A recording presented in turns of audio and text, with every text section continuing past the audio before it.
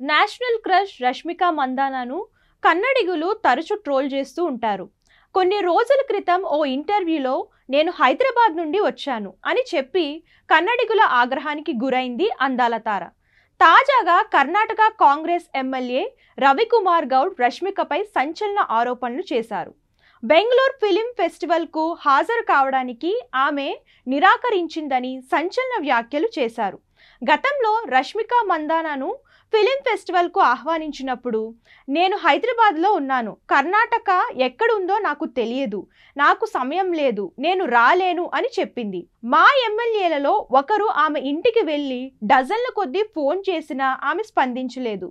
రష్మిక ఇప్పటికీ కన్నడ గురించి చాలా అహంకారంతో మాట్లాడుతుంది. మనం ఆమెకు కొంత జ్ఞానం నేర్పించాలని రవికుమార్ ఆగ్రహం వ్యక్తం చేశారు. అయితే కాంగ్రెస్ ఎమ్మెల్యే ప్రకటనపై రష్మిక మందాన టీం స్పందించినట్లు తెలుస్తుంది. బెంగళూరు అంతర్జాతీయ చలనచిత్రోత్సవానికి రష్మిక రావడానికి నిరాకరించిందన్నది అవాస్తవం. కర్ణాటక గురించి ఆమె అగౌరవంగా మాట్లాడిందన్నది కూడా పూర్తిగా అబద్ధం.